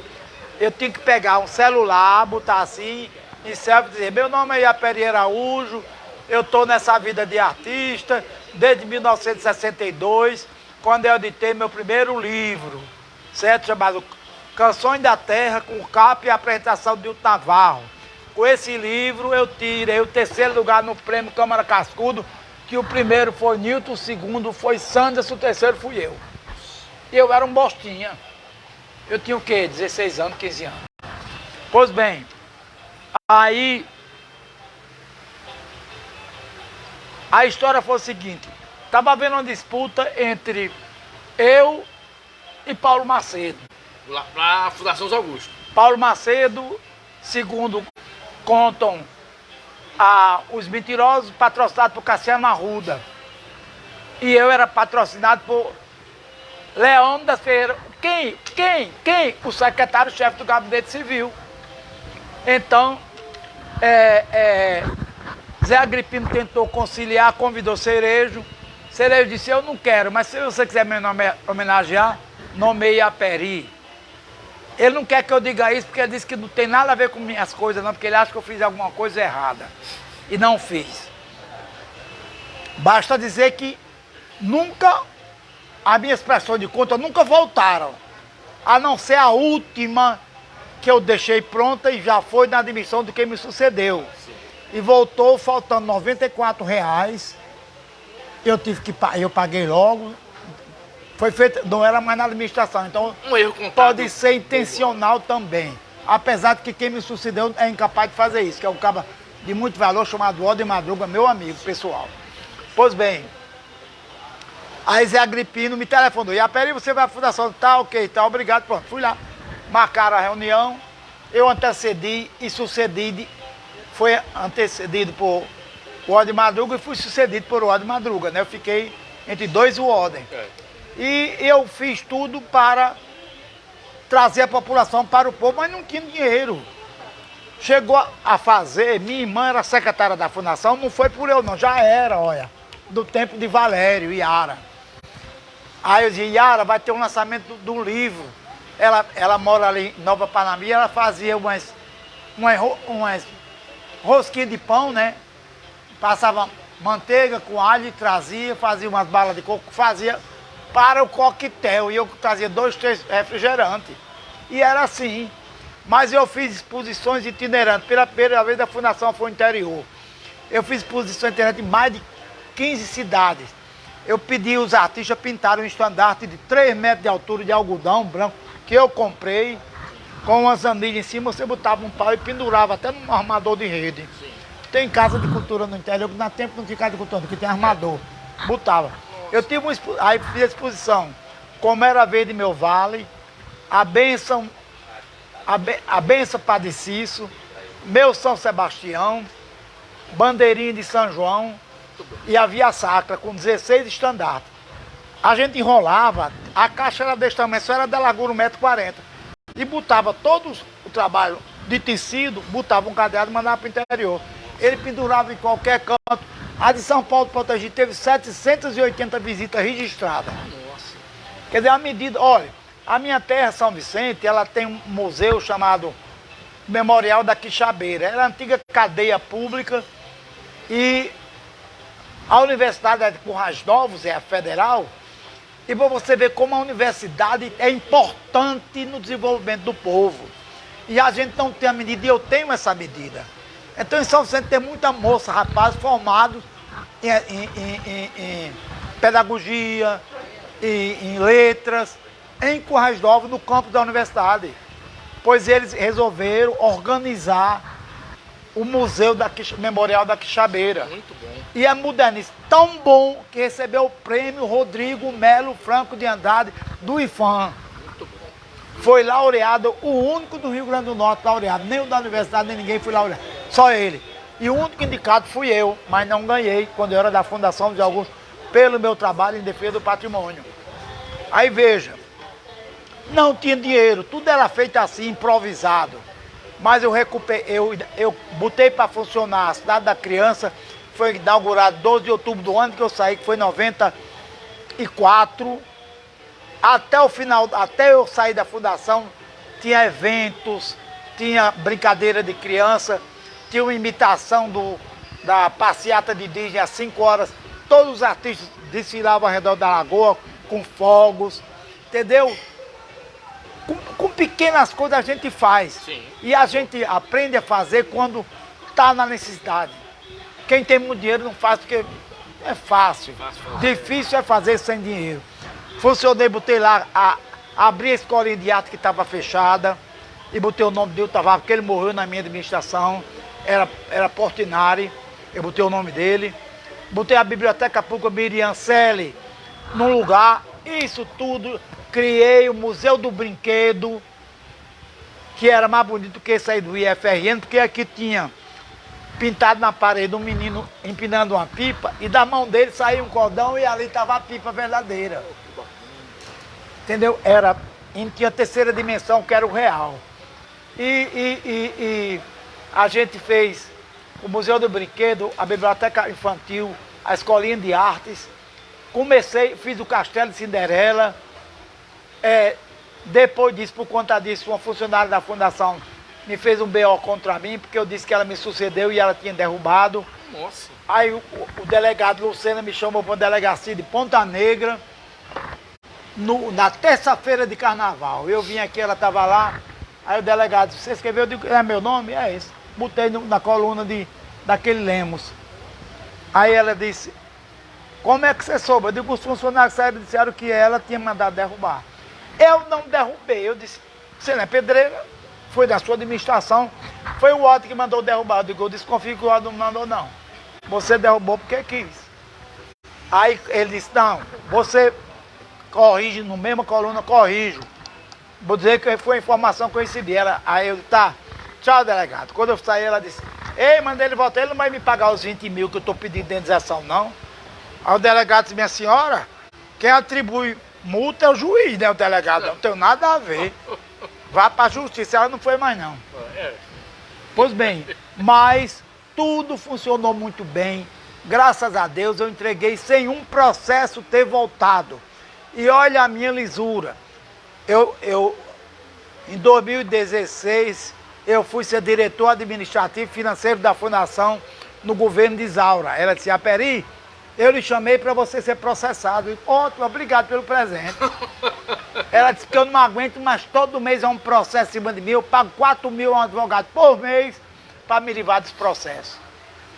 Eu disse, tudo bem, agora eu tenho que ter meu chefe de gabinete, que é da minha confiança, que era o meu sobrinho.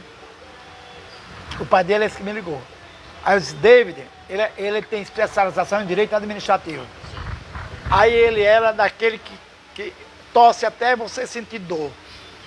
Aí ele vinha e dizia, olha, o que era? O processo não passou pela comissão de administração, então volta. Volta, mas tem que ser assim. Lhe digo a você, 2 anos que eu fui diretor administrativo financeiro, nenhum processo voltou. E eu perguntei recentemente lá. Na época de 16, 18, voltou, nenhum voltou. O Tribunal de Contas aceitou tudo. Porque na minha mão não tem suja de dinheiro público, nunca. Vontade eu tive, Satanás atenta. Mas eu não quero. Eu não quero. Eu não preciso. Entendeu? Vontade de quem não tem, né? É como a história do médico matar bandido. Opa! Tem um médico que era do Valfrido, era cirurgião.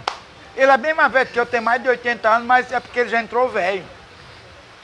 Eu me encontrei com ele na rua ali, ele disse, doutor fulano, como é que tá o Valfrido? Eu disse, professor, eu me aposentei. Pela idade eu tenho direito, mas só tenho 15 anos lá.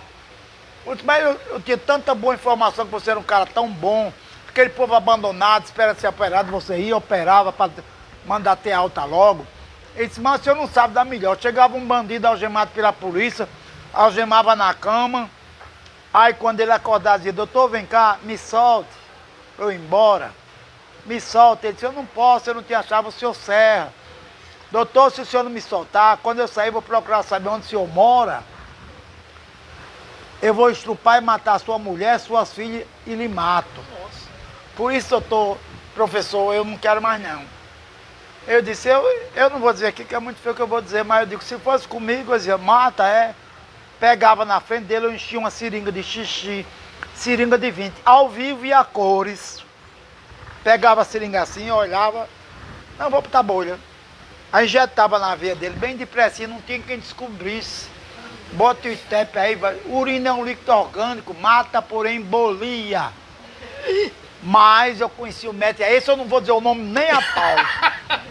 Que ele contava as barbaridades que ele fazia do pronto-socorro, lá do Onofre Lopes, que a gente entrava na mesa de cirurgia, o teto era da altura, isso aí tinha pingo de sangue. Eu digo, como é que esse pingo de sangue chegou nesse teto? Boa pergunta. Aí uma vez ele disse, chegou um bandido todo baleado, aí a polícia disse, eu tô fulano, esse aqui é gente boa. Eu sabia que não era para ele sair vivo. Aí os acadêmicos lá, eles fazem na frente do estudante, abrir. Aí tava a horta, que é uma artéria dessa grossura. E eu com o bisturi na mão, disse, menina, isso é perigoso. Se o bisturi bater, pão, bateu, aí jorrou o sangue que bateu no teto. Era aquele sangue que você viu. Eu disse, Mesquita, eita, fulano, não me conte mais que eu não quero saber não. Pelo amor de Deus, eu não sou cúmplice não. Eu tô com medo aqui de saber também. A gente ainda na reta mas, final olha, do conversa. Mas eu tenho mais curiosidade ainda. Não, livro. Tem um monte de coisa ainda. Deixa eu puxar. Não, eu gostei. O povo de lá é muito carinhoso. Não, mas com as novas ele falou do carro. Falei. Ele falou. Olha, eu fazia, naquele tempo não tinha remédio público, não tinha central de medicamento. Depois que eu criei a central de medicamento na secretaria. Aí deu uma epidemia de gripe, eu saía no mato catando casca de angico, cumaru, babosa. Mandei comprar umas panelas desse tamanho, cheias de planta, mexendo com o pau, parecia um feiticeiro, e engarrafando para dar ao povo. Xarope pra gripe. Tudo isso aí. E aí, vamos falar do Teatro Alberto Maranhão. Você foi diretor do Teatro Alberto Maranhão. Foi um Tertius, se não me engano, né? Foi. O seguinte, como é que foi essa experiência? Meira Pires era doido para Aloysio Alves ganhar a eleição do governador, porque prometeu. Aloysio era maldoso, né? Disse, se eu for governador, você vai ser secretário da educação. Precisa prometer. A Meira não tinha... O voto dele era da família. Aí então ele apostou dinheiro nas bancas dali do Confeitaria Delícia e fazer a Agripino perder. No final de outubro, a eleição demorava muito a apurar aquela chapa. Zé Agripino derrotou Aloysio Alves com 104 mil votos de maioria. Foi, 1982. Aí Meira já vivia recluso no gabinete. Ele, lá não tem banheiro, ele mijava nas garrafas de cerveja e deixava, às vezes, tinha 10 garrafas cheias de xixi, aí se não limpasse, apodrecia. Que isso? Aí Meira passou mal lá e morreu no comecinho de dezembro. Lá pro dia 12, doutor Lavazier me ligou e disse: Aperi, Lavazier tinha sido meu professor, eu tinha sido secretário do governo, ou da Secretaria de Saúde, mas não gostei porque ele adorava desconfiar de quem não merecia desconfiar. Eu disse: tá aqui o homem da financeira, peça para o secretário assinar, eu era o chefe de gabinete, lá vou assinar aqui, o que é isso aqui? Para comprar clipe. Não tem mais nenhum, não. Eu digo: não, acabou, zerou. Ó, deixa para depois. Isso aqui, abasteceu o carro. Não, depois. Depois não reclamo que não tem carro. Então eu deixava de 20 processos e elas davam em um, olha que se tivesse bem. Aí ele me chamou e disse: você quer ser o diretor de teatro? Eu quero não. Não vem com essa conversa não. Quero nada. É não, porque tá uma briga de raciocínio com Jaziel Figueiredo. Uns tem um prestígio de me piar. Tá azucrinando meu ouvido e eu não quero não. Eu não quero. Pensa, eu digo: eu não penso. Aí perguntei lá em casa, a pessoa: não, Lavazier é uma pessoa tão boa, tem tanta consideração. Entrou na Secretaria de Saúde, deixou você no cargo que você queria. Você é o substituto dele. Porque quando era substituto, teve uma coisa interessante, que o governo, Couto Pereira comprou uns Opala para todos os secretários. E distribuiu. O Genibaldo também não incomodava muito, o governo faltou para ele. Aí, Genibaldo, eu encomendei seu carro. Então você fica com o carro do governador, que era Monsenhor Valfredo Gugel, que era um Dodge Dart, a coisa mais linda do mundo. Parecia um carro americano. Nossa. Enorme, preto, que o freio fazia assim, a espiral.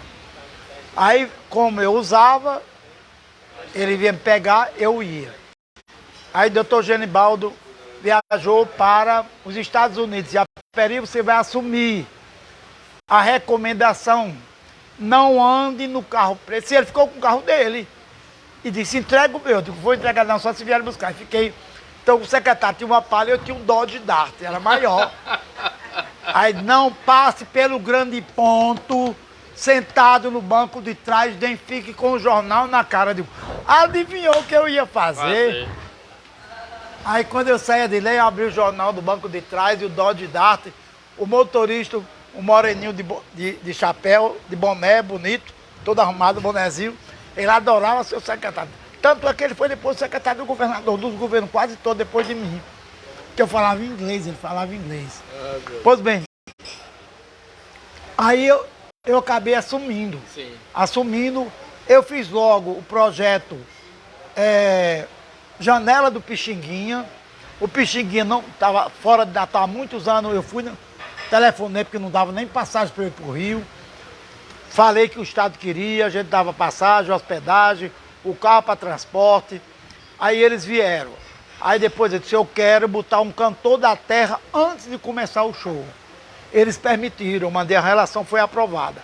Então muita gente aqui, talvez até Geraldo Azevedo, Pedrinho Mendes cantor, cantaram antes... Geraldo Carvalho, antes de começar o show e depois. Show, e por conta disso eu peguei uma briga com aquele ator que trabalhou essa família. A Grande Família? Como é o nome dele? Marco Nanini. Chegou com Doce Delícia. Doce Delícia. Com aquela menina que também já saiu de... Eu não me lembro mais, o nome eu não me lembro não. E ele sabia que por ordem do MEC, eu tô botando lá, por ordem do MEC, nossa senhora! É porque ele o tempo puxa. Passou voando. Não, meu irmão disse que ia dormir. Que eu já me deixou. Ele vai lhe deixar, doutor Geraldo, O espetáculo né? era 6 horas, para o dele ser 9. Sim. Aí ele chegou na hora, antes de começar a Pixinguinha, tirou todas as caixas de som e botou fora do palco. Para o dele que ia ser 9 horas. Nossa. O Pixinguinha terminava às 7, 7h30. Aí eu disse: pois bote lá. Aí ele entrou no meu gabinete assim, empurrando a mão. Pá, Nanini. Pois não, senhor, o que é que o senhor deseja? Não é sobre o espetáculo. O senhor é o quê? O senhor de ruim, né? O senhor é o quê do espetáculo? É empresário? Não, eu sou o ator. Ah, ainda bem que o senhor é o ator Marco Nanini. Aí ele disse, pois eu não aceito. Eu digo, vá reclamar o MEC. Porque eu tenho reclamação de você. Você entra na minha porta sem bater. Se fosse lá no Teatro Nacional do Rio de Janeiro, você batia na porta. Por que é que você tem que pensar que aqui é diferente? Aqui é igual. E vou transmitir isso ao MEC. A Funarte, vou mandar agora, vou telefonar e vou mandar. Ele deu meia volta e saiu com a gota serena. Eita! Eu já fiz um congresso, o cara chegou de Ribeirão Preto, levantou, botou a mão no quarto e disse, esse aí comigo, né? Parece que está dizendo a verdade. Porque realmente o melhor tratamento para a mulher convulsionando é isso. Eu disse, dá licença, esse aí não. Esse aí tem nome. O congresso é na Bahia, a Bahia é minha terra, você que é estrangeiro. Agora você devia estar naquela sala que é o seu chefe, que vocês bajulam ele, que ele está dizendo a mesma coisa que eu estou dizendo. Dizer, parece que está certo, não. Respeite para ser respeitado. Nossa! O caba ficou... Eu dei uma pior com o autor do livro da Bicheta, Jorge Rezende. Quem substituiu ele foi Antônio Carlos Barbosa Montenegro. Eu estava no congresso em Paraná. E me botaram, porque eu conto essa loucura, eu conto a ciência e boto a loucura para chamar a atenção. Aí eu digo tudo, eu contei a história da mulher que coçou, e veio dizer a mim, doutor, eu tenho uma coceira tão grande nas partes baixas que eu uso sabugo e não passa. Eu passo a escova de cabelo e não passa, doutor. Aí eu pego, eu digo, já sei, vou no quarto, levanto a minha saia, dou 2 borrifadas de Rexona, álcool puro. Doutor de Deus, me dá uma dor tão condenada, doutor. Tão condenada que eu fico cego, eu saio batendo pelas paredes, eu pulo a porta da cozinha e deixo uma vagem assim, sai na carreira até uma base de 1 quilômetro. Quando eu chego suado, passou. Qual é a minha doença aí? Que é isso? Eu disse, é falta de álcool. Quando o álcool secou, você parou. Aí eu conto essa história para contar sobre infecção por cândida. Aí eu terminou minha conferência, eu estava conversando com a secretária, ela fazia lanche para mim. Aí chegou o Antônio Carlos Barbosa, que é o sucessor do professor catedrático do Rio de Janeiro, o autor do livro que todas do Brasil adotam. Disse, quem foi a secretária que me botou naquela sala? A Barbosa disse, fui eu. Eu disse, por que não? Porque me buscaram numa sala com 200 lugares e botaram um professor da Paraíba com de 800. Eu digo, epa, Paraíba não, Rio Grande do Norte, fui eu. Agora, quer dizer, uma coisa assim, ouve, eu lhe conheço, leio o seu livro. Quer dizer que sua sala com 200 lugares tinha vaga e a minha de 800 fecharam a porta porque não cabia mais ninguém. Nossa! Ele ficou assim, ficou branquinho assim, levantou-se, dizia a má língua que dali ele foi para o aeroporto e foi embora. Falou do meu estado, ele responde da hora. E a Peri, por mim, eu ficava aqui até 11 da noite, mas a produção tá dizendo que a gente tá com 1h50 minutos. Eu vou comprar uma televisão. A gente vai eu ter que vendi liberar o Bardalos a contragosto, contra a minha vontade e contra a sua também. Eu vou ter que encerrar o programa. Eu quero só registrar a presença de todo mundo aqui, muita gente boa. A gente aplaude pra ele. Muita gente boa. E a quem? Aqui está sendo, tá transmitido pelo Instagram Dr. Geraldo Ferreira, que é presidente do Simmed, que está aqui prestigiando. Deixa eu só registrar aqui a minha equipe maravilhosa, Raquel Luceno na produção, José Agro na filmagem, Ananda Carvalho, que está em missão externa, que é assistente de produção, e Lula Belmont e Ricardo Nelson no Bardalos. Mas você faltou agradecer também, não só as pessoas que mandaram mensagem, Isso. mas também a todos os outros que assistiram o programa. A gente faz com alegria e felicidade. Eu estou falando de coração. Eu não estou fazendo tipinho não, quem me conhece sabe que eu sou a mesma coisa. Eu acho que isso não é imoralidade, nem é pornografia, é a maldade que faz isso ser pornografia e imoralidade. Acontece, isso acontece sempre, então muito obrigado a vocês pela paciência é assistir a gente aqui. Eu não venho mais nunca, senão Não, você Cefas vem... vai me explorar. Não, você vem de novo. Não vem de novo, doutor Geraldo? Vem de novo. Ah, eu tenho uma mensagem aqui, Raquel Lucena. Amanhã, no Centro de Natal, um dos blocos mais interessantes do pós-carnaval. Me enrola que eu tô com frio. Amanhã, no Bar do Nélio, Bar do Pedrinho. 4 horas da tarde. Quem ali, quiser vir aqui. O bar de Aline. Aline minha. Tá Isso. lá em Pernambuco. Exatamente. Me enrola que eu tô com frio. Bloco pós-carnaval. Aqui vai ser bem bacana, Raquelzinho. Todos lá amanhã. E lembrando ainda que o programa fica gravado. É só você pegar o link lá no Facebook ou no Instagram, Dr. Geraldo Ferreira. Não tá no YouTube, não. Vai entrar no YouTube depois. Mas por enquanto, Facebook, Instagram, depois YouTube. Vai ficar eternizado. Tudo que você falou vai ficar, viu? Não vai sumir, não. Mas hoje mesmo vai pro YouTube do CIMED. E hoje mesmo tá no YouTube do CIMED, o Sindicato dos Médicos do Rio Grande do Norte. Você acessa www.cimedrn.com. CIMED-RN. Você acessa e assiste. E a Peri Araújo, eu só tenho a agradecer. Assim, foi uma honra, uma alegria esse bate-papo.